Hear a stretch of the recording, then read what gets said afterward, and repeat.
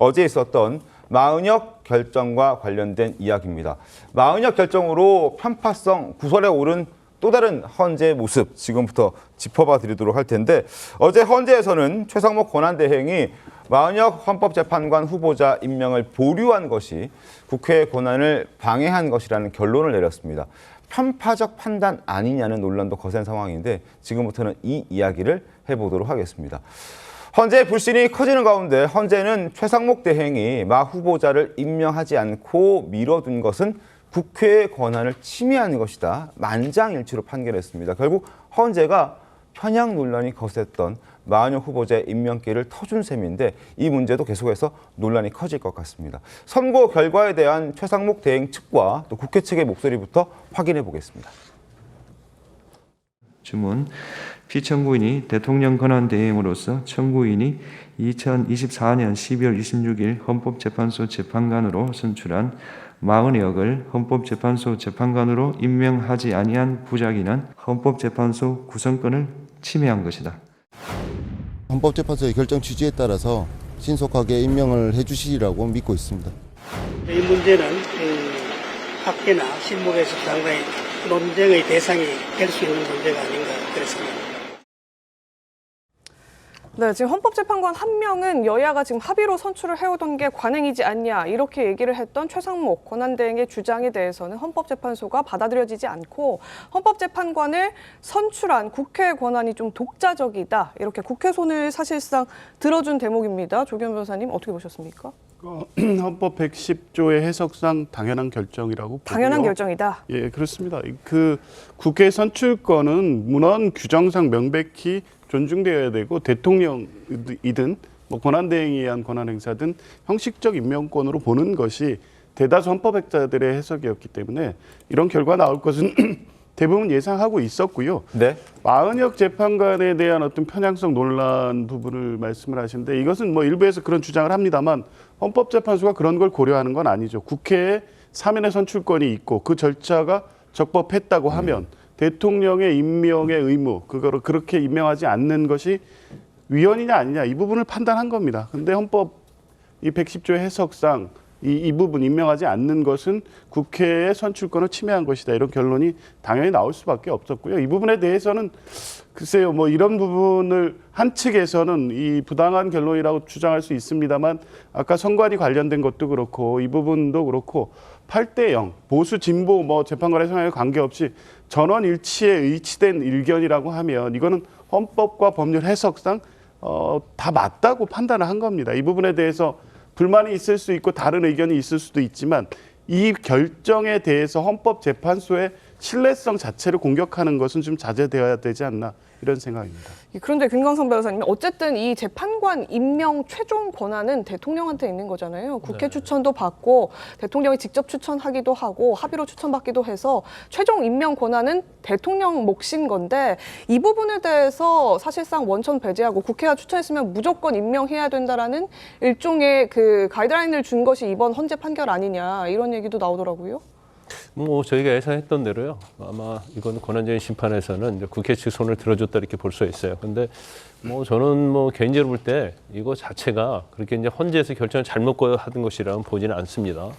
그런데 내부적인 어떤 이유랄지 이런 내용을 보면 이런 내용이 나오더라고요. 국회의 어떤 합의 과정 자체에 대해서 네. 그런 게 전통적으로 있어 왔거든요. 그걸 없었다고 그렇게 또 헌재에서 보고 있더라고요. 그러니까 네. 재판된 관들끼리 평의를 거쳐서 합의하는 과정이 없었다는 거죠. 예. 아니 그러니까 국회에서 여야가 여야가 합의에서는 그런 뭐 관례가 없었다는 취지인 것 같아요. 그러면 이제까지 합의해서 다 해왔거든요. 근데 이제 그러한 점들을 왜 무시했는지 이제 그 부분은 좀 이해가 가지 않아요. 네. 저는 이제 헌재 결정에 대해서는 제가 뭐 이의를 달 생각은 없어요. 왜냐하면 일단 대통령의 임명권이 있긴 하지만 네. 국회에서 임명하는 것 자체는 이제 형식적 임명권이다 저는 보고 있기 때문에 형식적인 것이다. 예. 네. 그런데 그 다음에 이제 좀 그 이의를 제기할 수 있는 부분이 지금 우원식 의장이 지금 대표적으로 혼자 했잖아요. 그러면 권한쟁의에 관한 것이 물론 뭐 방어적이냐 공격적이냐 다를 수 있겠지만 국회의 어떤 권한에 관한 것이기 때문에 적어도 국회의 의결을 필요하지 않느냐. 그러면 의결 과정을 거쳐서 했는데 하지 않았기 때문에 사실은 이 요건을 갖추지 않은 거죠. 그런데 이제 별개의 의견은 있습니다만은 네. 이거 자체도 사실은 헌재에서는 무시를 했단 말이에요. 물론 별개의 의견 중에는 해야 한다 그랬는데 그러면서 뭐라고 얘기했냐면 방어적인 거기 때문에 국회 의결이 필요 없다 이렇게 얘기를 하고 있거든요. 근데 이것 자체가 물론 뭐 침해를 했기 때문에 방어적이라 할 수 있지만 방어적이라고 해서 의결이 필요 없다. 그 부분은 선뜻 이해하지 않고요.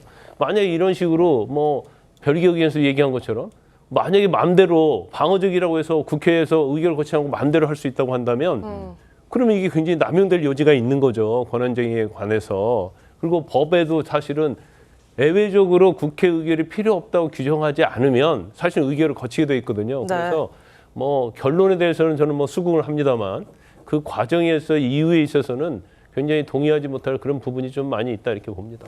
그러니까요. 바로 그 국회 의결을 거치지 않은 부분, 그 부분에 대해서는 헌재 내부에서도 이견이 조금 있었던 것은 같습니다. 이 석연치 않은 점, 변론 과정에서도 드러난 바가 있었는데 헌재가 그래서 이 부분을 스스로도 어느 정도 문제라고 생각을 하다 보니 민주당에게 이 흠결이 될 만한 국회 의결 절차 문제에 대해서 보완해라 이런 취지로 힌트를 줬다 이런 장면이 뒤늦게 거론이 되고 있습니다. 보여드리겠습니다. 만약에 재판부께서 그 본회의 의결이 필요하다고 하신다고 하면은 국회에서는 본회의 의결을 할 수 있는 지금 준비를 하겠다라는 말씀을 드리는 겁니다. 본회의 의결에 어느 정도 시간이 걸릴 것이라고 예상합니까? 바로 그냥 이견 없이 된다고 해도 한 2주 이상은 걸리지 않을까 싶습니다. 내일 의향이 있다면 내십시오.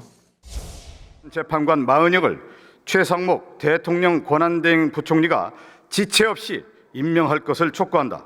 대통령 탄핵 사건 등 중대한 헌법 재판이 이루어질 수 있도록 권한쟁의 심판 사건에 대한 신속한 결정을 촉구한다. 재석 168인 중 찬성 168인으로서 헌법재판소 재판관 마은혁 임명 촉구 결의안 대안은 가결되었음을 선포합니다. 예, 김기욱 대변인, 이 지금 사건의 쟁점이 우원식 의장이 여야 합의가 없었던 이 후보에 대해서 자체적으로 지금 임명하도록 촉구했다라는 이 절차적 문제에 대한 게 아주 논란이었는데 지금 문영배 소장이 저런 얘기를 해주면서 의결을 거쳐서 민주당이 주도적으로 의견안을 통과시켰단 말이죠. 그러니까 절차적 정당성을 확보하는데 헌법재판소가 힌트를 줬다 이런 논란이에요? 사실 내용적인 걸 다툴 때 서로 입장이 다를 수 있습니다. 그렇기 때문에 저희가 형식적인 절차가 굉장히 중요하거든요. 근데 우원식 의장께서는 본인이 곧 국회 자체라고 생각하는 것 같아요. 근데 국회는 300명의 어떤 국회의원들이 개개인의 헌법기관 아닙니까? 네. 그렇다면 그런 어떤 총의를 모으는 과정이 없기 때문에 저희 국민의힘이나 최상목 권한대리인 쪽에서는 당연히 이거는 각하돼야 된다. 절차상 문제가 있기 때문에 각하돼야 된다고 했어요. 근데 이게 어떤 일이 있었습니까? 이번 달 초에 원래는 3일이었던가요? 오후 2시에 이거를 결정을 한다고 했다가 2시간을 앞두고 부랴부랴 이게 변론이 재개됐습니다. 네. 그러고 나서 저런 일이 있었던 거예요. 문영배 대행께서 굉장히 친절하잖아요. 뭐 어떤 힌트를 주고 그거에 대해서 본회의 여는데 시간이 좀 걸리느냐 했더니 뭐 2주 안에 될 것 같다. 그러면 하라는 얘기 아닙니까? 네. 그래서 뒤늦게 결의안을 촉구했습니다. 촉구안을 이렇게 통과시켰습니다. 이게 여소야대 국면에서 그냥 야당이 하고 싶으면 다 할 수 있는 구조지 않습니까? 근데 그걸 가지고 뭔가 절차적 하자가 없다고 생각해서 이런 결정을 내린다고 했을 때 앞으로는 국회 내에서의 어떤 절차를 무시하고 나중에 문제가 있다고 손치더라도 그거를 힌트를 줘서 보완하면 이게 문제가 없다는 거면 이거를 국민들이 과연 받아들일 수 있을까 그런 생각이 듭니다. 그러니까요. 뭐 2주 정도 걸린다고 하니까 그렇다면 가능하다면 해오세요라고 얘기하는 문영배 헌법소장 권한대행의 목소리가 지금 여권에서는 이거는 미리 답을 알려준 것이다. 어떤 방법을 제시해 준 것이다라는 지적들이 나오고 있습니다. 그래서 여권에서는 이건 야당의 의회 독재다. 여기에 힘을 실어준 것이다라고 반발의 목소리를 내고 있는데 그 목소리 한번 들어보겠습니다. 꼼수로 민주당이 임명촉구 결의안을 슬그머니 해놓고 그것을 그냥 무시하고 각하하지 않고 인용 결정한 것은 다른 실체적인 내용을 떠나서라도 문제가 있다고 생각합니다. 그것을 권한대행이 함부로 임명할 수 없고 예전에 박근혜 전 대통령 때도 민주당이 그래서 절대 임명하면 안 된다고 해서 임명하지 못했었습니다. 여야 합의 없는 민주당 단독 표결 그리고 의회 독재 자체에 대해 절대적 효력을 준 것과 다름없습니다.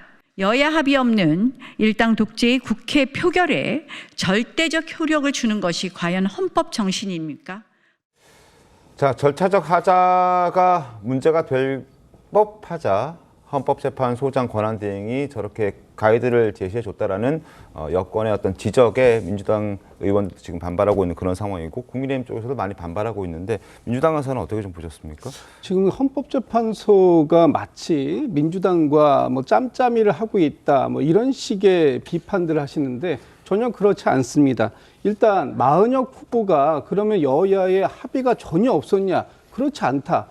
직전에 있었던 추경호 원내대표가 분명히 야당에서 2명, 여당에서 1명 하기로 합의를 했었고 그 부분에 대해서 그 공문으로 이 국회의장에게 다 간 겁니다. 거기에 마은혁 후보의 이름도 적시가 되어 있었어요. 이번에 헌법재판소에서 판단할 때도 그 부분을 봤던 것이다라는 부분을 말씀을 드리고 그리고 지금 의회 독재 이런 말씀을 하시는데 의견을 모으는 총의 과정 필요합니다. 그러나 서로 합의하고 협의하고 노력하는 데까지 가다가 정 안 되면 그러면 이제 표결을 가야 되는 거 아니겠습니까?